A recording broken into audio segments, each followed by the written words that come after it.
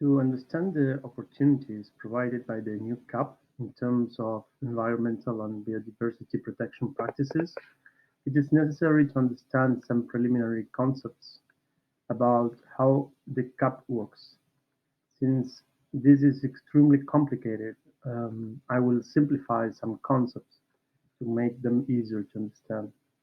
It is also important to point out that I will use Germany to exemplify some processes, and I will also use one of the states that compose Germany, which is Mecklenburg-Vorpommern. So um, let's see funding and structure of the CAP. The European Union budget is made up of multiple funds that have different purposes, but just two of these funds are important for understanding CAP. These are European Agricultural Guarantee Fund and European Agricultural Fund for Rural Development. So together they constitute the two pillars of the Common Agricultural Policy. And they are present in different sections of the document. Some of these regulations are optional and some are not. Some are compulsory. So now let's go to see some key concepts. Let's start with strategic plan. Through the strategic plan, each country of the European Union develops the strategy it will follow to implement the common agricultural policy. For this purpose, countries will take into account their specific needs. So this is a timeline of the strategic plan. Um, First, we have, of course, the CAP, and step one is going to be that each member state draws up a strategic plan on how it will address the CAP objectives. And then we have the step two, that in doing so, the country will take into account the particularities of its territory. Then we have step three, that is that the strategic plan must be approved by the European Commission.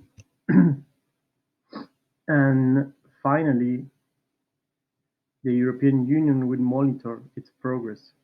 Changes can be done in 2 years. So this means that if the strategic plan came into force in January 2023, by December 2024, this strategic plan will be confirmed or not. So now we are going to see some other key concepts. But before that, let's do a brief review. So we have the European Union and creating the CAP, which mandates each member country to adapt these general rules to its own needs. In order to do so, they will have to make a strategic plan, which will have to comply with general criteria. So Germany, which is the country we are using as an example, is going to take these general rules to make its strategic plan and adapt it to its specific needs. And for this, it will take into account each of its federal states. We're using Mecklenburg-Vorpommern as an example. Then, with these general rules and in consultation with federal states, Germany will create its own strategic plan. What will we see next are some key concepts that the new CAP incorporates. But to understand them fully, we must take all this into account. So now let's go to these concepts. There are new opportunities for rewilding, and we are going to see also how these concepts are linked to subsidies. So the first concept is going to be cross compliance, that is also known as conditionality. And this means they are basic rules established by the European Union that farmers must comply with in order to receive aid from the Common Agricultural Policy. So this is going to be the first step they must comply with in order to receive subsidies. And then we have statutory management requirements. Cross-compliance is composed on the hand by the statutory management requirements, which are rules on public, animal, and plant health, and also animal welfare and environment. And then we have, on the other hand, we have the good agricultural and environmental conditions, which are standards on water, soil and carbon stock, landscape, minimum of level of maintenance. So if farmers, if they meet these requirements, then they should go to Article 4 of the CAP and see if their hectares are eligible for subsidies. But in Article 4, there will be more requirements and conditions. So we have Eco Scheme. This is a new feature of the CAP, of this new CAP. And eco schemes are practices that member states will have to make available to their farmers. They are free to participate in, and they could even apply several if they wish. And then we have agri-environment climate commitments. They provide financial support to farmers to contribute to the protection or enhancement of biodiversity, soil, water, landscape, or air quality, or climate change mitigation or adaptation. Their framework is defined by the German government, but the Bundesländer, these are the federal states themselves, do the specific regulations. That's why I included here the German flag and also the flag of Mecklenburg-Vorpommern. So we have that in Article 4, on eligible hectares for subsidies, some of these concepts are mentioned. But why are they so important? Because they regulate possible rewilding practices. But why possible? This brings me to the second point.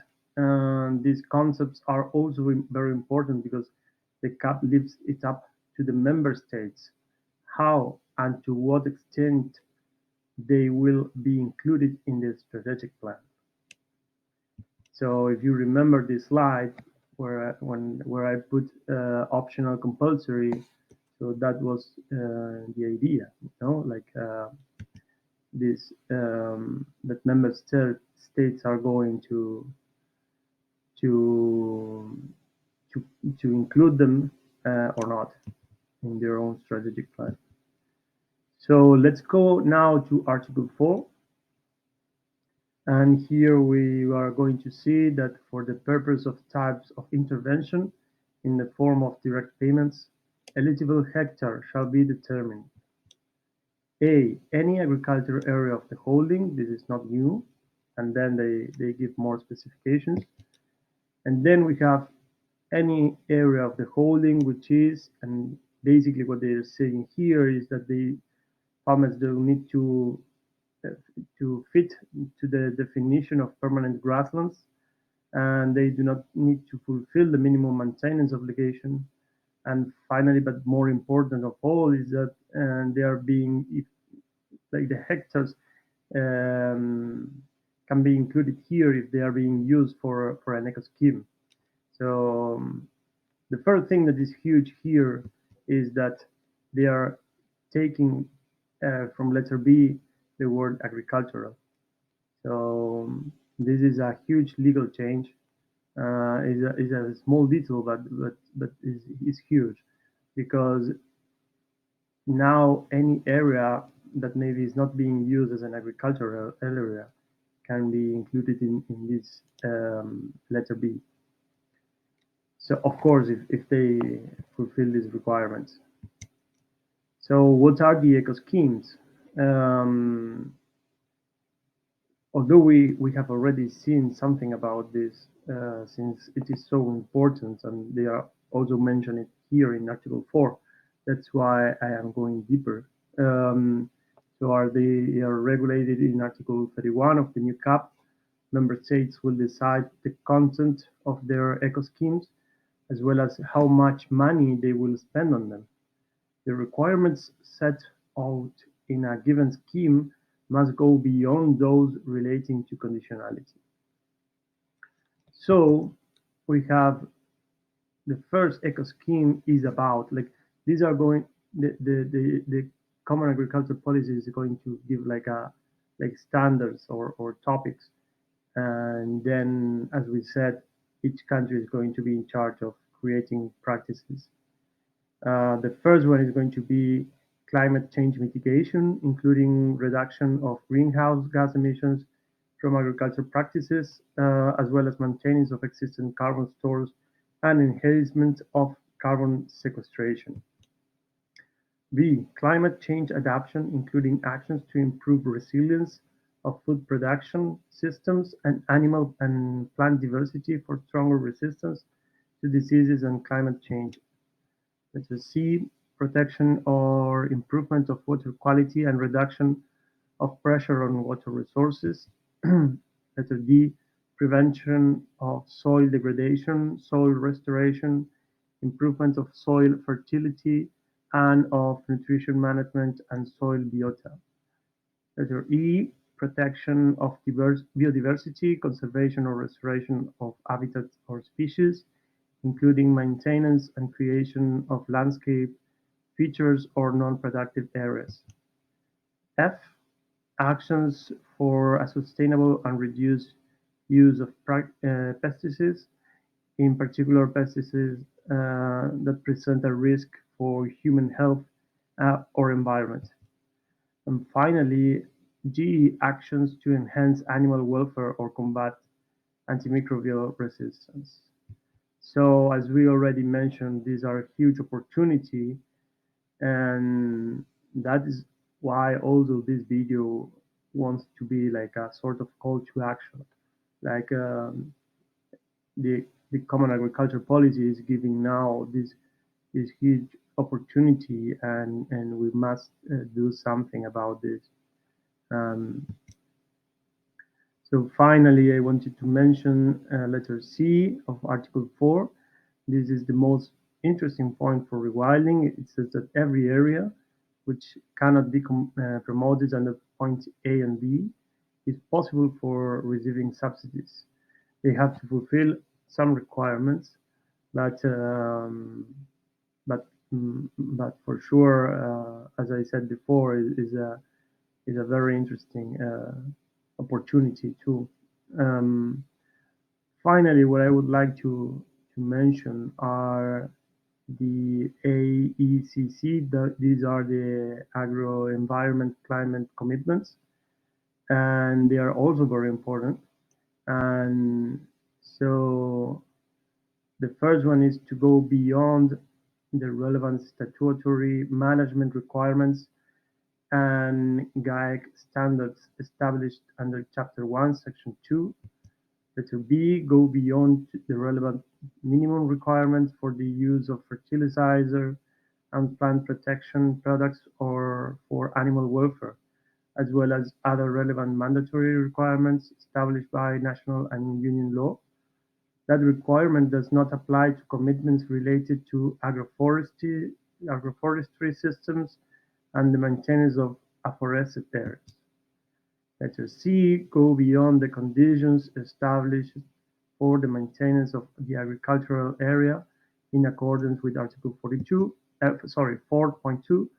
and letter D are different from commitments in respect of which payments are granted under Article 31. So thank you very much for listening to me. Please, if you have any doubts, you can write it in the comment section. And the idea is to keep on uploading more videos. So hopefully we will see soon.